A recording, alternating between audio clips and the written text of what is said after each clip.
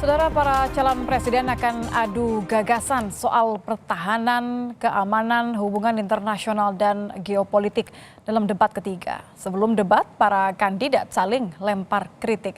Bagaimana kesiapan capres dan apa saja pendalaman yang diharapkan dalam debat nanti? Lengkapnya dalam ulasan Istana bersama jurnalis Kompas TV Friska Clarissa.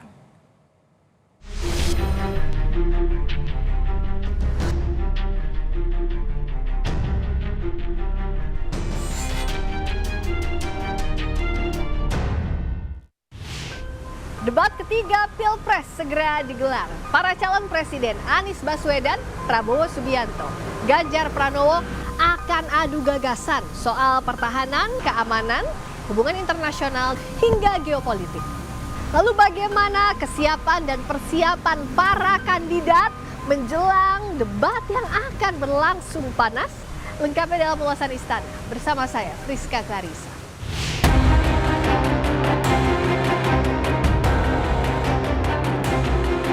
Para calon presiden segera adu gagasan soal pertahanan, keamanan, hubungan internasional, dan geopolitik. Calon presiden nomor urut 1 Anies Baswedan mengaku siap menghadapi debat capres pada 7 Januari mendatang dengan baca buku dan berdiskusi. Debat ya mulai baca-baca, mulai ngobrol-ngobrol, merefresh memori kita tentang tema-tema yang nanti akan diangkat. Di sisi tim kampanye nasional Prabowo Gibran percaya diri, tema debat ketiga Pilpres nanti akan menguntungkan capres nomor urut 2 Prabowo Subianto yang berkarir lama di militer, sekaligus kini menjabat Menteri Pertahanan. Januari tentu Pak Prabowo sangat siap ya, karena bidangnya soal pertahanan dan geopolitik. Hal yang sangat Pak Prabowo pahami dan geluti sehari-hari selama puluhan tahun beliau berkarir di militer dan sekarang sebagai Menhan. Sementara capres nomor urut 3 Ganjar Pranowo mengaku mendapat masukan dari pendukungnya di Komisi 1 DPR jelang debat ketiga capres yang bahas soal pertahanan. Ganjar juga menyinggung pembelian pesawat bekas untuk pertahanan.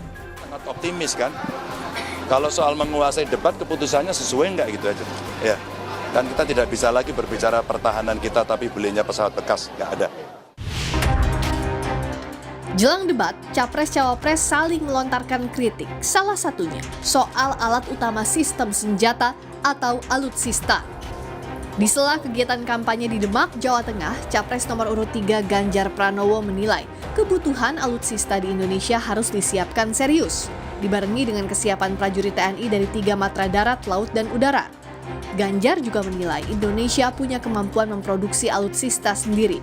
Kita bicara dari sisi alutsista dan kebutuhan dasar yang mesti terpenuhi, maka matra darat, laut, udara sekarang mesti kita siapkan sungguh-sungguh. Dan yang kita tanya adalah penggunanya. Jangan sampai penggunanya tidak siap. Maka kalau kita mau bicara transisi alutsista, maka transisinya jangan kejauhan karena peralatan alutsista makin hari makin modern. Yang kedua tentu kita berbicara soal industri pertahanan dalam negeri yang sebenarnya kita punya kemampuan. Kalaulah kebutuhan itu tinggi kan lebih baik produksinya juga ada di dalam negeri. Sementara dari pasangan calon nomor urut 1, Cawapres Muhaimin Iskandar menyindir soal utang Indonesia akibat pembelian alutsista. Muhaimin mempertanyakan negara tidak sedang perang tetapi membeli alat perang banyak. Muhaimin menilai utang lebih baik digunakan untuk pengadaan alat pertanian daripada alat perang. Nah, kalau kita nggak perang, kenapa kebanyakan utang beli alat perang? Lebih baik utang untuk beli alat pertanian. Pertahanan yang sesungguhnya adalah pangan, pertahanan yang sesungguhnya adalah kemampuan para petani untuk berproduksi. Itu sehingga insya Allah, bismillah, kita ini mau mengatasi yang paling dirasakan berat oleh rakyat, bukan mengatasi mimpi-mimpi yang lain. Kritik yang dilontarkan Ganjar dan Muhaimin soal alutsista secara tidak langsung menyasar kepada capres nomor urut 2 Prabowo Subianto yang juga menjabat sebagai Menteri Pertahanan. Juru bicara TKN Prabowo Gibran menanggapi kritikan Ganjar dan Muhaimin sebagai hal yang biasa dalam kontestasi politik dan menganggap calon lain panik. TKN Prabowo Gibran percaya diri capresnya akan menjelaskan program dengan baik dalam debat tanpa menjatuhkan lawan. Panikan itu terjadi di capres yang lain, sehingga kalau kita melihat ya posisi yang tinggi itu pasti akan diserang sebisa mungkin. Jadi saya kira ini ya sesuatu hal yang biasa terjadi lah. Ini kan sama-sama kita melihat bahwa Pak Prabowo itu tidak pernah menyerang orang lain. Ya, itu satu hal yang Pak Prabowo tidak pernah menyerang, dari dulu tidak pernah menyerang, ya kan? Jadi kalau Pak Prabowo diserang sekarang dan diserang dengan tim antar tim, ya tentunya antar tim yang akan mencoba untuk berdiskusi, akan juga untuk mengklarifikasi. Pengamat militer yang juga Kepala Center for Intermestic and Diplomatic Engagement, Anton Ali Abbas menyebut ada sejumlah poin yang diharapkan dapat dikupas mendalam pada debat ketiga Capres nanti.